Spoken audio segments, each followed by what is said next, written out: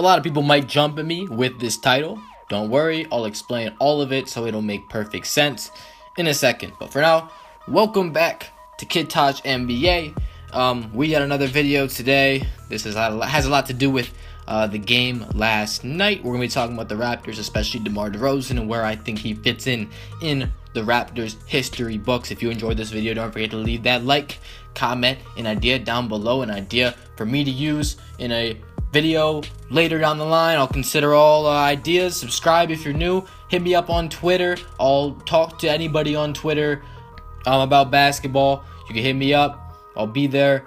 You can ask me whatever. And a gaming channel if you're interested. The link's in the description. But for now, let's get into the video. So like I said earlier in the intro, this video is solely based on last night's prior events. There were some big NBA games last night. It's been the second day since the NBA trade deadline, or the second day of games, I should say. And we had some great basketball played, including the Toronto Raptors hosting the Boston Celtics, this with their new additions, their first game with new additions Serge Ibaka and PJ Tucker looking to make an impact right off the bat, and they did. The Raptors got a huge W over the Boston Celtics on 43 points, a career high for DeMar DeRozan.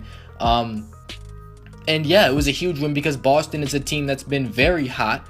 They're looking like the biggest threat to the Cavs, even though I don't think they are. I mean, to the second seed. But to me, if you ask me, the Wizards are the biggest threat to the Cavs. That's another story, though. The Celtics are a good team. They've been better. They've gotten better throughout the season, okay? They're at their best right now, or so it seemed, but the Raptors did a great job on all fronts. They shut down Isaiah Thomas late in this game.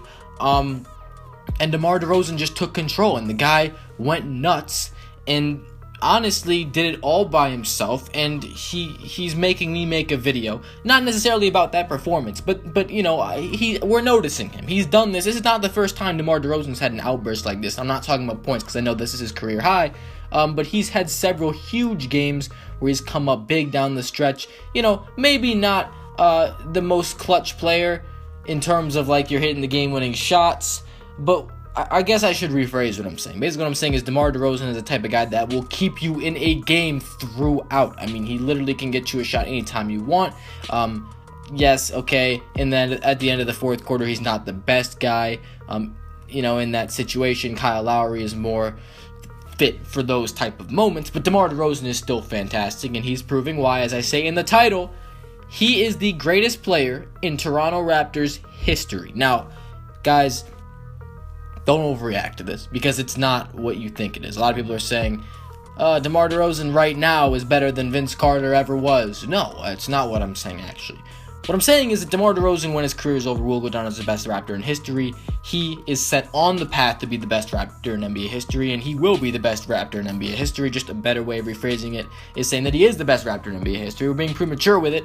We're assuming that he can continue his stretch of dominance for at least a few more years, or at least be really good for the next few years, and we can say this. Now, when I say this, I'm not saying like at any one time DeMar DeRozan is better than Vince Carter at any one time.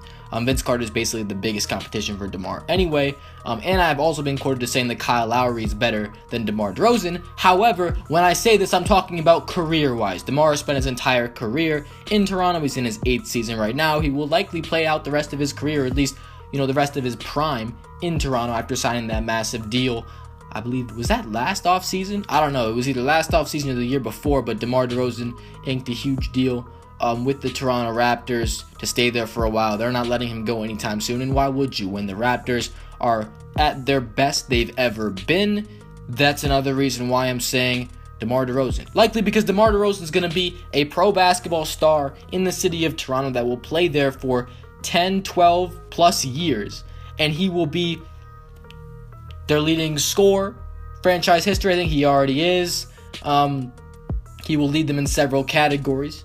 He will lead them to their best winning stretch ever, because that's already been done. They've had 2 seasons, last season and the year before, which they broke, I believe, the record for wins in a season, franchise record for wins in a season.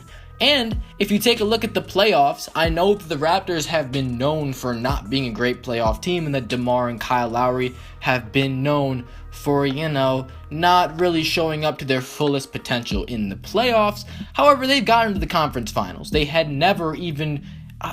there was something before a few years ago. They never even won a playoff series. Is that true? Maybe they'd won one playoff series or something like that. I'm not exactly sure on the details of that. Basically, their playoff history is almost blank. It really was almost blank. They hadn't found nearly enough success in the NBA until DeMar DeRozan comes along. You pair him with Kyle Lowry in the backcourt, and this team is a top-tier team in the Eastern Conference, and now you add pieces like Ibaka and Tucker. That's another reason why I'm making this video, is because I think these pieces are extremely underrated. I think they will help a lot, and I think that they make this team a hell of a lot better than they were, because we do know that the Raptors were free falling. They were not playing well. They fell even as low as 5th in the Eastern Conference. Right now they're 4th, and then you might be thinking, well, it's kind of weird you're making this video if they're in 4th right now. That's not exactly demonstrating team success in the best way, but I think that trend's going to go up. Now, I'm not sure if they're going to get a higher seed than the 4th seed, but I definitely know that they're going to win more games than they have been winning. Their trend in terms of wins and losses, their last 10, that stuff is going to go up, because they're going to win a lot more games than they were before. Now, they got their guy, Serge Ibaka. I mean, he's so much of an upgrade over Jared Sullinger. It's funny. It's like comparing those two, who fits the team better. He's so much better. He's infinitely, exponentially better than Jared Sullinger. The guy defends. He can shoot the basketball. He's athletic. He basically, the biggest reason why they got him is because he's a guy that can get out and guard stretch bigs, which is something they couldn't do before. They didn't have a mobile big man. Now they have Serge Ibaka, who can play the 3, the 4, or the 5. He's fantastic. He's a guy that's always been underrated in the NBA. His production has been there for the last few years. He's a quality player. He's easily the 3rd best player on this team, and he will play like a 3rd best player on a championship team, because he's been in that role. I mean, he was with the OKC Thunder doing big things, and he hasn't gotten much worse since those days. I mean, his offense has actually been better, as good as it's ever been, I think. His defense has fallen off a little bit, but he can still defend. He was like an upper echelon interior defensive player back in those OKC days. Now, I mean, he's not like your top of the league defensive player right now, but he's very good. Okay, he's a very good defender. He shoots the 3. He helps his team. PJ Tucker is another guy that's tough as nails. This guy defends anybody on the other team. He can shoot the 3 ball. The guy is just, he's a 3-and-D stud, mostly defense, okay? When you say 3-and-D, it's more D than 3. He's a defensive lockdown player. He guards anybody, like I said. They needed a tough guy like that on the Toronto Raptors. This makes them a hell of a lot better, and it makes DeMar's legacy a hell of a lot better as well, because DeMar now has a team he can feel more confident around. A lot of the times in the playoffs, I think a reason why these two guys struggle, Lowry and DeRozan, through time in the playoffs in the last 3 years in the NBA playoffs, is just because of the fact that they don't have another guy to rely on.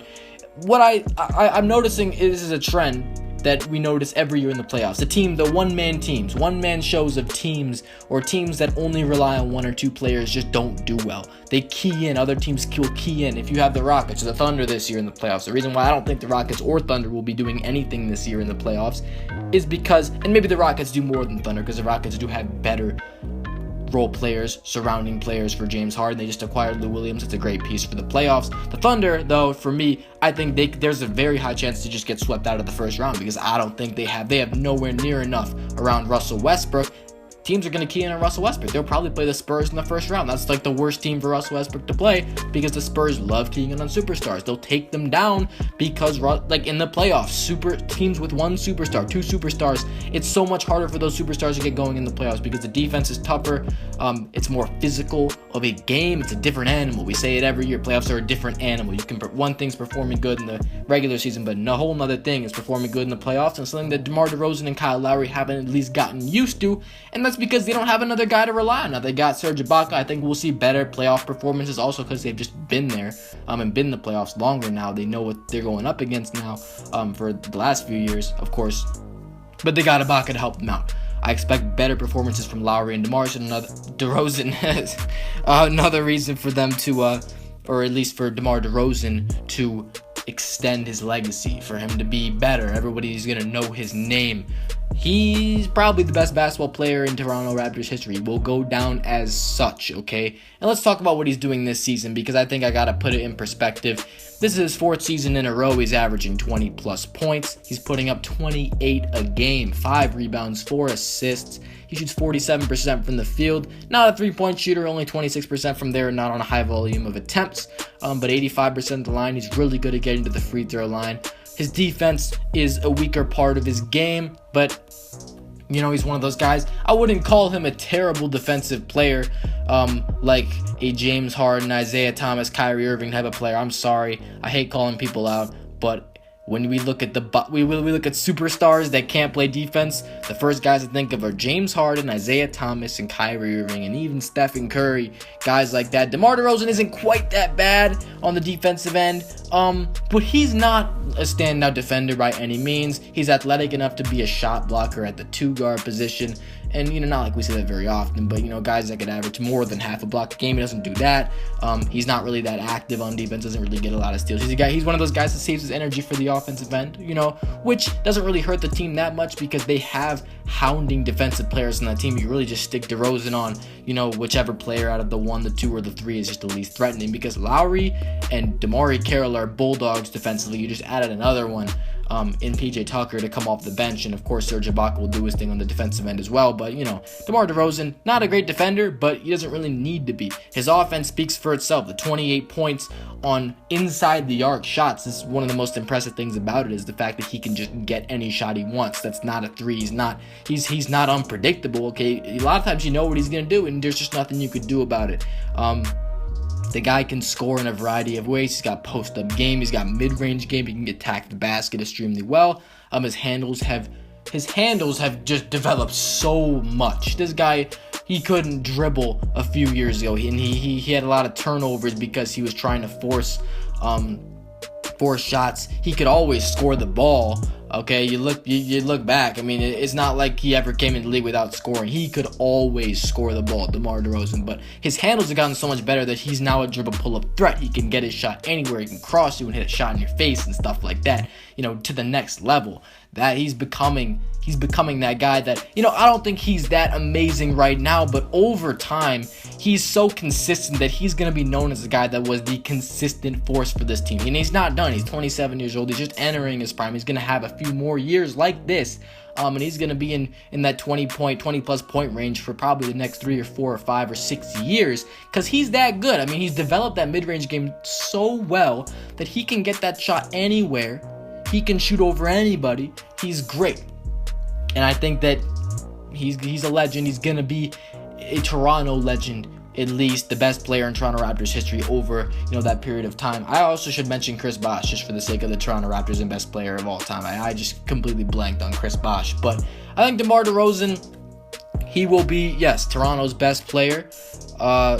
He has the potential to accomplish big things no one has ever done in Toronto Raptors history, and he's already done a few of those things. They've gotten their best record. He's done the scoring thing. There's only more. And DeMar DeRozan's young. He can do it. He's capable. And yeah, I'm out. Thanks for watching, y'all. Peace.